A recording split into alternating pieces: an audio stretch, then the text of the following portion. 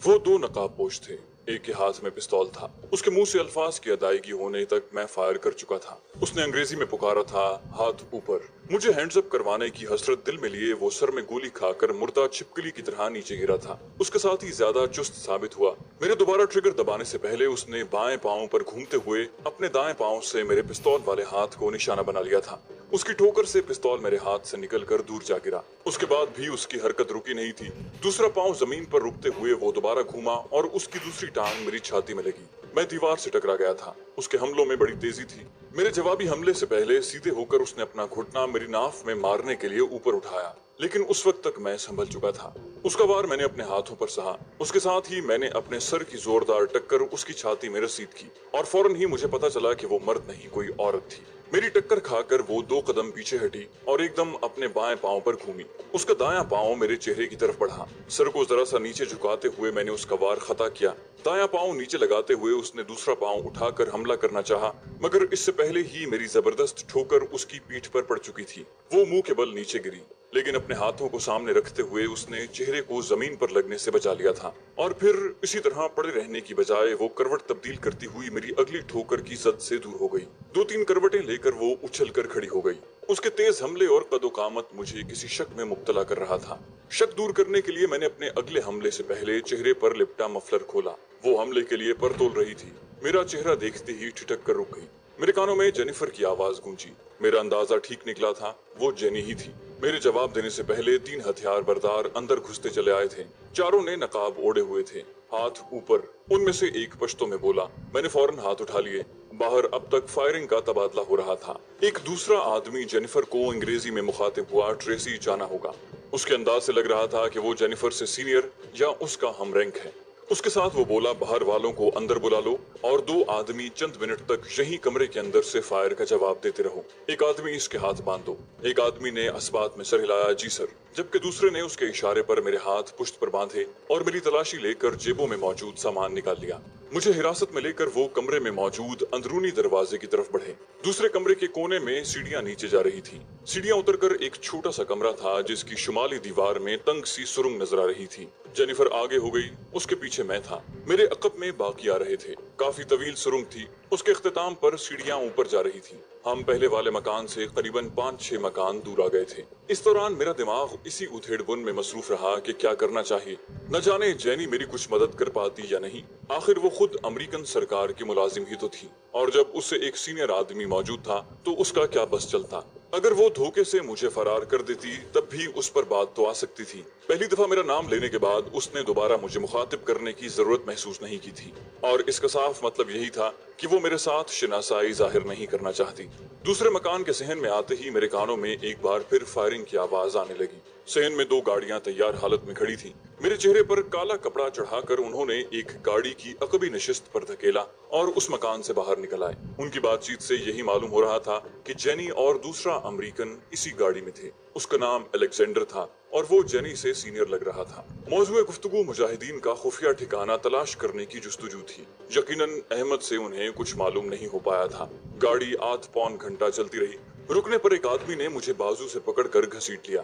थोड़ी देर बाद मैं एक कुर्सी पर बंधा हुआ बैठा था। मेरे सर पर चढ़ा कपड़ा उन्होंने उतार दिया था। अलेक्जेंडर ने मुझे बांधने वालों को कहा, मुझे गजनी में मौजूद दहशतगर्दों के तमाम ठिकानों की तफसील चाहिए, और तफ्तीश करते हुए बस इतना ख्याल करना कि इसे मरना नहीं चाहिए। बाकी हाथ पांव काटते हो या नाक कान, इससे मुझे कोई फर्क नहीं पड़ने वाला। दोनों ने इत्मीनान भरे अंदाज में सर हिलाया। फिक्र न करें सर। जेनी ट्रेसी वॉलकर के रूप में वहां खड़ी मुझे गहरी नजरों से घूर रही थी। चलें। अलेक्जेंडर जेनी से मुस्तफसिर हुआ। जेनी ने पुरख्याल लहजे में कहा, सर, मेरा ख्याल है इस आदमी को मुझे खुद संभालना होगा। हाँ, अपने 2 आदमियों की निगरानी कर लेना। अगर सही सवाल जवाब नहीं करते तो आप पूछगिछ कर लेना। वो बोली, आप समझे नहीं सर, मेरा मतलब है कि पहले हमें क्रिस कार्टर साहब की बाजियाबी का बंदोबस्त करना पड़ेगा। अलेक्जेंडर बेपरवाही से बोला, जब दहशतगर्दों के तमाम ठिकाने की बाबत मालूम हो जाएगा तो क्रिस कार्टर भी बाजियाब हो जाएगा। जेनिफर ने मुंह बनाया। पहले पकड़े जाने वाले दहशतगर्दों से हमने क्या उगलवा लिया है जो इससे तमाम ठिकानों की बाबत मालूम हो जाएगा। अलेक्जेंडर ने मफामती अंदाज में पूछा, तुम क्या चाहती हो? वो जल्दी से बोली, सर, क्रिस कार्टर को आजाद करवाना जरूरी है। वो बोला, हाँ, मगर इसके लिए बहुत ज्यादा एहतियात की जरूरत है। ये ना हो उसे आजाद कराते हुए कोई और नुकसान करवा बैठो। जेनिफर एतमाद से बोली, मैं संभाल लूंगी सर। अलेक्जेंडर ने हतमी फैसला सुनाया। वैसे पहले कोशिश कर लो, अगर कुछ मालूम हो सकता है तो ठीक है, वरना फिर क्रिस कार्टर की वापसी का कुछ करेंगे। उन दोनों की बातचीत से मुझे अंदाजा हो रहा था कि अलेक्जेंडर की नजर में मैं इंग्लिश से नाबलद था, इसी वजह से वो यूं आजादी से बातचीत कर रहा था। अलबत्ता जेनिफर की बात और थी। जेनिफर ने इस बात में सर हिलाया, ठीक है सर, और वो रुखसत हो गया। जेनिफर ने दोनों मकामी आदमियों को भी वहां से निकलने का इशारा किया, तुम दोनों भी जाओ। उनके जाते ही उसने सबसे पहले मेरी बंदिशें खोली और फिर एक कुर्सी घसीट कर मेरे सामने बैठ गई। बगैर किसी तमहीद के वो मतलब की बात पर आ गई थी, तो मेरा अंदाजा ठीक था, उस दिन तुम ही थे। मैं फीकी मुस्कुराहट से बोला, तुमने कैसे अंदाजा लगाया? वो बोली, इतने फासले से सर में गोली मारना किसी आम आदमी का काम नहीं हो सकता। मैंने कहा, फिर भी मैं अफगानिस्तान में मौजूद नहीं था, अगर कोई और होता तो यकीनन तुम मारी जाती। वो बोली, सही कह रहे हो, मगर क्या करूं कि इतने फासले से यूं सफाई से फायर करने वाला तुम्हारे अलावा एक निक स्टुअर्ट ही है, और निक तो हमारा इत्तेहादी है। मैंने अनजान बनकर पूछा, ये कौन जाते शरीफ है? हालांकि उसके बारे में मुझे कमांडर इस्लाम से मालूम हुआ था। वो बोली, बरतानवी फौज का एक सिपाही है, उसके साथ ही लोरा ब्राउन भी अच्छी निशानेबाज है। मैंने कहा, अच्छा, मेरे साथ अब क्या करना है? वो शरारती लहजे में बोली, तुम्हारे साथ क्या कर सकती हूँ सिवाय मोहब्बत के? मैंने कहा, बकवास ना करो, और मैंने कहा था कि वापस अमेरिका चली जाओ, उस दिन बड़ी मुश्किल से तुम्हें बचाया था। बोली, बस 2-3 माह में वापस चली जाऊंगी, मिलने आओगे? मैंने कहा, मिलने आना तो शायद मुश्किल हो, अलबत्ता अपना फोन नंबर बता दो, कॉल कर लिया करूंगा, वो भी पलवशा से पूछकर। आखिरी फिक्रा मैंने मुस्कुरा कर अदा किया। जेनिफर भी मुस्कुरा दी, कहाँ है वो आफत की परकाला? मैंने कहा, वो भी अफगानिस्तान आई हुई है। उसने इश्तियाक से पूछा, सच? कहाँ है? मैंने साफ गोई से बोला, ये तो मुझे भी मालूम नहीं। वो हैरानी से बोली, क्या मतलब? जवाबन मैंने अपनी गिरफ्तारी और सबूतों की तलाश वगैरह की सारी कहानी सुना दी। वो कहने लगी, तुम्हें मुझसे राब्ता करना चाहिए था। मैंने कहा, कैसे करता? और माफ करना, तुमसे राब्ता करने की कोशिश में तो इस हालत में पहुंचा हूँ। उसने मुंह बनाया, ये कौन सी राब्ता करने की कोशिश थी? हमारे आदमियों को कत्ल करना और उन्हें अगवा करवाना मुझे तलाश करने के जुमरे में आता है। मैंने तंजिया लहजे में कहा, तो तुम लोगों ने पाकिस्तान में कोई कसर छोड़ी है? वो बोली, जानते हो, एल्बर्ट ब्रूक और कर्नल कॉलिन फील्ड दोनों उस दिन तुम्हारी गोली का निशाना बन गए थे। मैंने कहा, वो दोनों मेरे मुजरिम ही तो थे। वो बोली, बहरहाल उस दिन हमला करने वालों को बहुत कोशिश से ढूंढा जा रहा है। वो पहले तो मुझे अंदाजा था कि गोली चलाने वाले तुम हो, जो बाद में यकीन में तब्दील हो गया, लेकिन मैंने किसी को हल्का सा इशारा भी नहीं दिया। बाकी जेसन स्मिथ की जान बचाते हुए मैंने हिमाकत का सबूत दिया था, लेकिन उस हिमाकत की बदौलत बाद में मेरा यकीन पुख्ता हो गया था कि फायर करने वाले यकीनन तुम ही थे। मैंने पूछा, जेसन के तुम्हारे साथ क्या ताल्लुक है? वो बोली, वो उस्ताद है मेरा, और इतनी हिम्मत मैं इसलिए कर पाई थी कि कॉलिन फील्ड के सर में लगने वाली गोली ने मेरी सोचों को तुम्हारी जानिब मोड़ दिया था। उसके बाद जब दूसरे अफराद को भी सर में गोली लगना शुरू हुई तो मुझे मालूम हो गया कि हो न हो फायर करने वाला जी है। मैंने कहा, अच्छा, अब मेरे बारे में क्या सोचा है? वो बोली, सोचना क्या है, अभी जाओ और क्रिस कार्टर को रिहा कर दो। मैं हंसा, तो तुम भी मुझे यूं ही जाने दोगी? वो बोली, इसमें शक? मैंने कहा, नहीं, मगर इस तरह तुमसे बाजपुरस हो सकती हैं। वो बोली, नहीं, तुम्हारे बदले हमें क्रिस कार्टर मिल जाएगा ना, और बिलफर्ज वो तुम्हारे कब्जे में न होता, मैं तब भी तुम्हें छोड़ देती। मैंने पूछा, वापस अमेरिका कब जा रहे हो? वो बोली, कहा तो है 2-3 माह में चली जाऊंगी। मैंने पूछा, एल्बर्ट ब्रूक तो रहा नहीं, क्या मेरी बेगुनाही के सबूत भी उसके साथ जाया हो गए हैं? उसने मानी खेज मुस्कुराहट से पूछा, अगर तुम्हें वो सबूत मैं ला दूं तो क्या इनाम मिलेगा?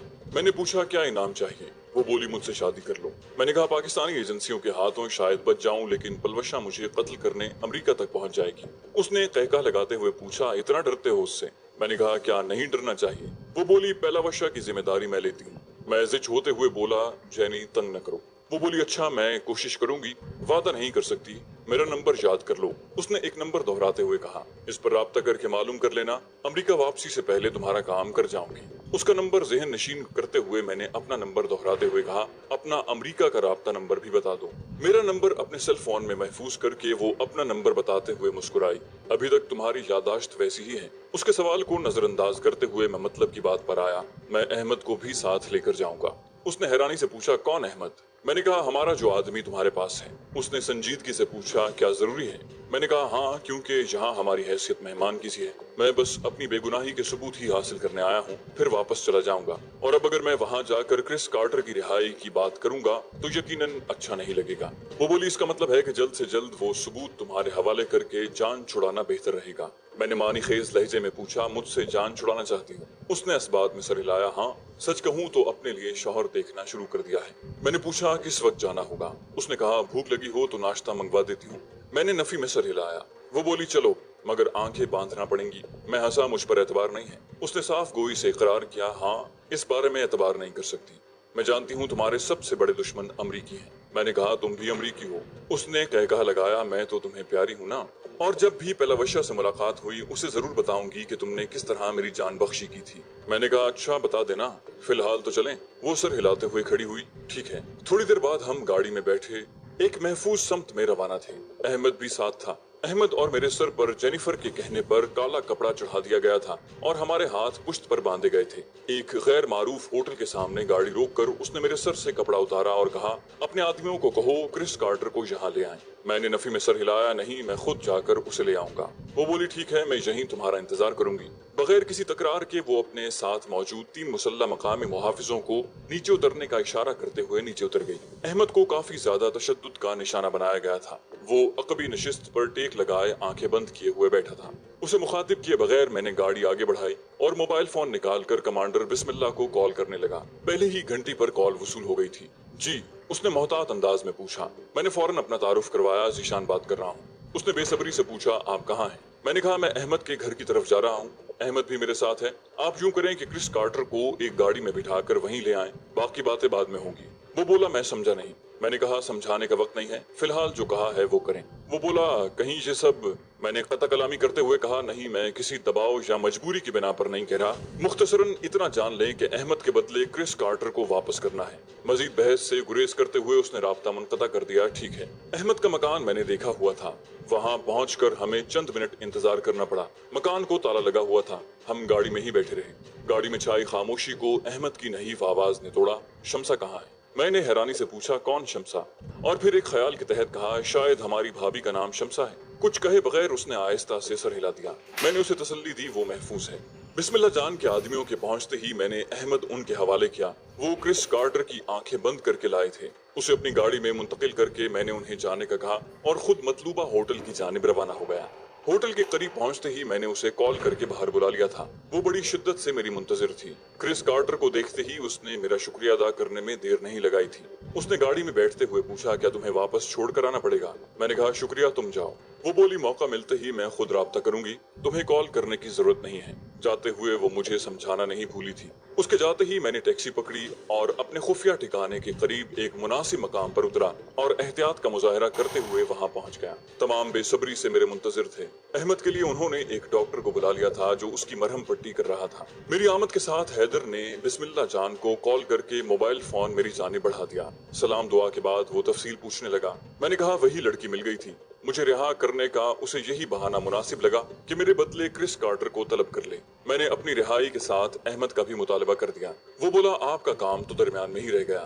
मैंने कहा कोई बात नहीं, अल्लाह पाक कोई और सबब बना देगा। उसने पूछा मतलब दोबारा से पूरी मेहनत करोगे? मैंने कहा फिलहाल तो आराम करूंगा, चंद दिन बाद ही कुछ सोचेंगे। मैंने जेनी की ऑफर का जिक्र मुनासिब नहीं समझा था। वो बोले तो फिर यहाँ आ जाओ।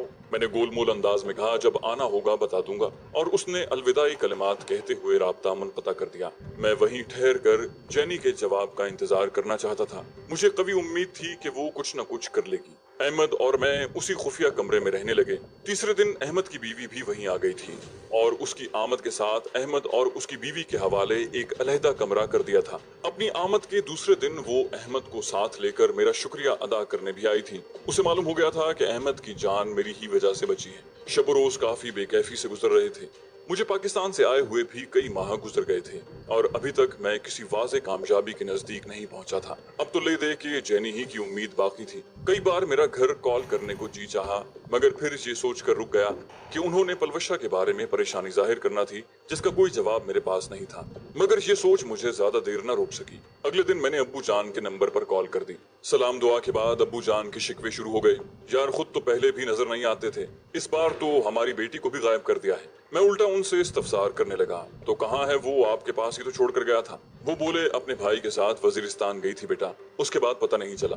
मैंने उन्हें तसल्ली देते हुए कहा अच्छा मैं वजीरिस्तान जाने की कोशिश करता हूँ, शायद मिल जाए। वो बोले इतनी देर तो नहीं होनी चाहिए थी, गुलनाज बहन भी बहुत परेशान है और तुम्हारी फुफ्फो ने तो रो रो कर बुरा हाल कर लिया है। मैंने कहा उसे कुछ नहीं होता अब्बू जान, वो लड़की कम और लड़का ज्यादा है। अब्बू ने उम्मीद भरे लहजे में कहा वजीरिस्तान जाने से पहले घर का एक चक्कर लगा लेते। मैंने गोलमोल जवाब दिया कोशिश करूंगा, मगर मुश्किल नजर आ रहा है। वो बोले अच्छा अपनी फुफ्फो से बात करो।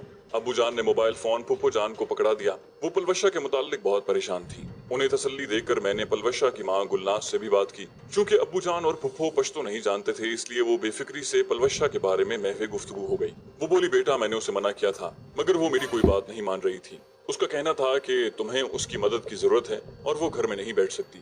तुम्हारी वजह से मुझे भी जोर देना मुनासिब न लगा। आखिर तुम्हारे भी तो हम पर इतने एहसान हैं। मैंने कहा, माँ जी अपनों का हक होता है, एहसान नहीं। बाकी फिक्र न करें, मैं अफगानिस्तान में ही हूँ और एक छोटा सा काम करके उसे ढूंढना शुरू कर दूंगा। उन्हें तसल्ली देकर मैंने चंद मिनट मजीद गपशप की और राब्ता मुनक़ता कर दिया।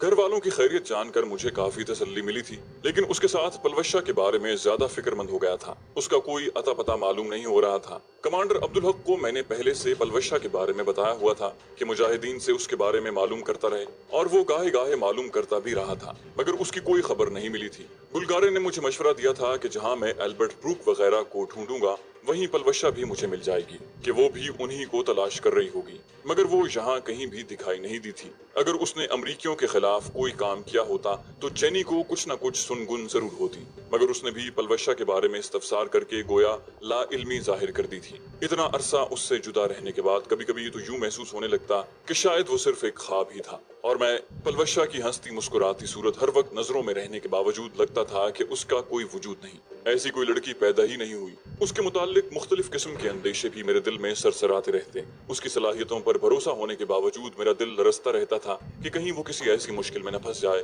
जिससे निकलना उसके लिए मुमकिन न हो, और उस वक्त तो मैं भी उसकी मदद के लिए मौजूद न होता। गो सरदार खान एक मुखलिस और गैरतमंद दोस्त था। पलवशा का वो हर मुमकिन ख्याल करता, मगर ये सोच भी तसल्ली नहीं देती थी।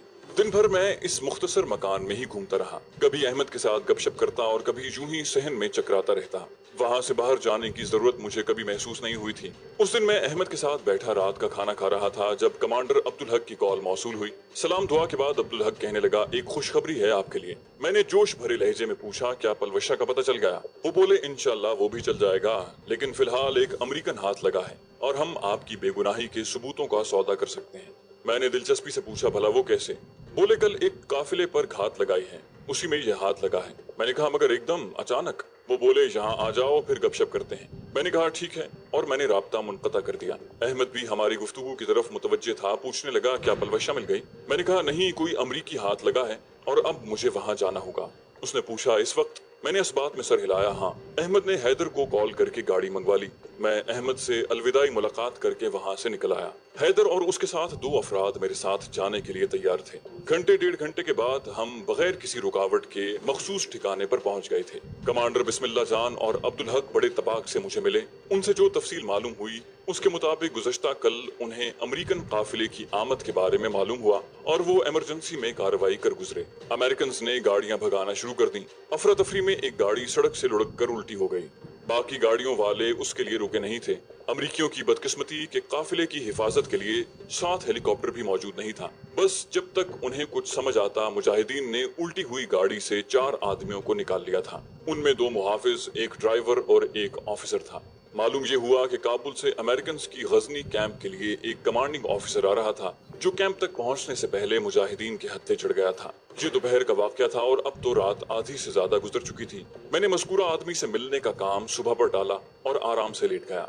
कमांडर बिस्मिल्लाह जान के जाने के बाद भी अब्दुल हक और मैं काफी देर तक गपशप करते रहे। मैं पलवशा और सरदार के गायब हो जाने के बारे में तशवीश का इजहार करता रहा। उसने अपने तौर पर तो मुझे तसल्ली देने की कोशिश की, मगर मैं बच्चा नहीं था जो उनकी तसल्लियों से बहल जाता। मेरी छठी हिस्स बार बार किसी बड़ी मुसीबत का ऐलान करने लगती। कोई दलील और तसल्ली इस ज़िमन में फायदा नहीं दे रही थी। अब्दुल हक से मैंने जेनिफर की बात और उसकी मदद करने का जिक्र भी किया था। अब्दुल हक ने दबे लफ्जों में उसकी तारीफ की थी। बोले, आपके लिए तो काफी मददगार साबित हुई है। सुबह नाश्ते के बाद कमांडर अब्दुल हक के साथ कैदी को देखने चल पड़ा। अपने चेहरों पर हमने मफलर लपेट लिए थे, क्योंकि उस ऑफिसर को हमने सौदे में इस्तेमाल करके वापस भेजना था और ऐसे किसी आदमी के सामने असल शक्ल में जाना मुनासिब नहीं था। वहाँ एक बहुत बड़ी हैरत मेरी मुंतजर थी। कैदी को देखते ही मैं उछल पड़ा था। वो मेजर जेम्स मैथनी था। वो मेरा उस्ताद था। एक काबिल और ज़हीन शख्स को यूं कुर्सी पर बंधा देखकर मुझे दुख हुआ। उससे मैंने काफी कुछ सीखा था। हमें अंदर दाखिल होते देखकर वो हमारी तरफ मुतवज्जे हो गया। उसे पहचानते ही मैं तीर की तरह उसकी तरफ बढ़ा और अगले ही लम्हे मैंने उसकी बंदिशें खोल दी। कमांडर अब्दुल हक को मेरा जोश देखकर हैरानी हुई, लेकिन उसने मुझे टोकने की जरूरत महसूस नहीं की। इतना तो वो भी जानता था कि मैं वो काम किसी खास मकसद के लिए ही कर रहा था। खुद मेजर जेम्स मैथनी भी हैरत ज़दा रह गया। उसकी बंदिशें खोलकर मैं उसके सामने आया और अपने चेहरे से मफलर उतार दिया। उसकी हैरत दुगनी हो गई। जीश, मेरे होंठों पर फीकी मुस्कुराहट नमूदार हुई। जी सर। बेसाख्ता उठते हुए वो मुझसे लिपट गया। उससे मुआनिका करके मैं कमांडर अब्दुल हक को मुखातिब हुआ। ये मेरा उस्ताद है, इसे किसी बेहतर कमरे में मुंतकिल करना पड़ेगा। कमांडर अब्दुल हक ने फौरन मशवरा दिया, अपने कमरे में ले चलते हैं, और मैं अपने उस्ताद का हाथ पकड़कर अपने कमरे की तरफ चल पड़ा। थोड़ी देर बाद हम आमने सामने बैठे हुए थे। अब्दुल हक चाय का बंदोबस्त करने निकल गया था। जेम्स मैथनी ने छूटते ही पूछा, आप भी दहशतगर्दों के साथ मिल गए हो? मैंने कहा, मेरा ख्याल है दहशतगर्द कौन है इस बारे में बहस रहने देते हैं सर।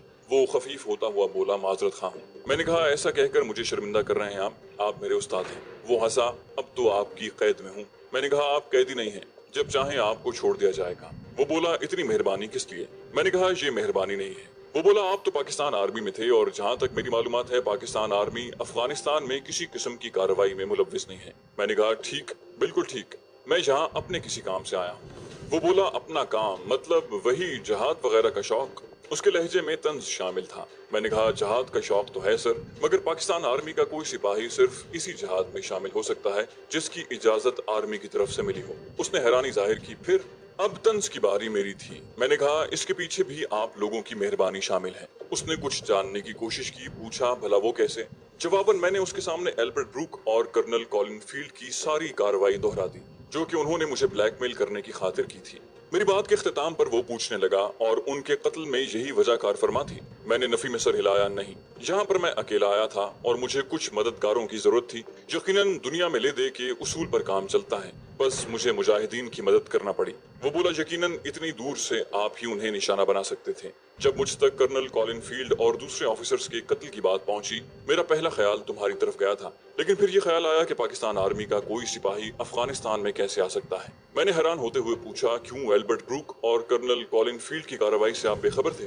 वो बोला, मुझे कर्नल कॉलिन फील्ड के कत्ल के बाद ही अमेरिका से बुलाया गया है, और मुझे नहीं मालूम कि उन्होंने क्यों इतना गलत काम किया। किसी को मजबूर नहीं करना चाहिए। मैंने कहा, मेरे दिमाग में तो यही ख्याल था कि शायद आप ही ने एल्बर्ट ब्रूक को मेरे बारे में मुत्तला किया हो। उसने नफी में सर हिलाया, नहीं, उसे कर्नल स्कॉट डेविड या कर्नल जूली रूजवेल्ट से पता चला होगा। मैंने कहा, तो अब आप कर्नल हैं? उसने तस्दीक की, लेफ्टिनेंट कर्नल। मैंने कहा, जानते हैं सर, आपको पकड़ने की वजह मेरी बेगुनाही के सबूतों का हुसूल है। वो हंसा, तो गोया अब मेरा सौदा किया जाएगा। मैंने कहा, सौदा किया जाना था, लेकिन अब तो बगैर किसी मुआहिदे के आपको रिहा करूंगा। वो बोला, क्या बाकी आपकी बात मान लेंगे? मैंने कहा, मानना पड़ेगी। जब उनका मकसद मेरी बेगुनाही के सबूतों का हुसूल था, तो फिर आपके बारे में फैसला करना मेरा हक है। उसने ममनूनियत से कहा, शुक्रिया जीश। उसी वक्त कमांडर अब्दुल हक चाय के साथ कुछ लवाजमात लेकर आया। जेम्स ने कहा, वैसे मैं नाश्ता कर चुका था। मैंने कहा, हम भी। कमांडर अब्दुल हक चाय के बर्तन छोड़कर बाहर निकल गया था। यकीनन वो हमें तन्हाई में गपशप का मौका देना चाहता था। यूं भी वो अंग्रेजी नहीं जानता था कि हमारी बातचीत उसके पल्ले पड़ती। जेम्स को अपने बिस्तर पर लिटाकर मैं अब्दुल हक के बिस्तर पर लेट गया और दाएं बाएं की बातें करने लगे। थोड़ी देर बाद ही उसकी आंखें नींद से बोझल होने लगी। उसे सोने के लिए छोड़कर मैं बाहर निकल आया। उसे मैंने बता दिया था कि रात को उसे वापस छोड़ाऊंगा। कमांडर बिस्मिल्लाह जान को कमांडर अब्दुल हक सारी बात बता चुका था। उसने किसी किस्म के एतराज की जरूरत महसूस नहीं की थी। चैनल को सब्सक्राइब कीजिए और बेल आइकन पर क्लिक कीजिए ताकि आपको तमाम वीडियोस फौरन मिलती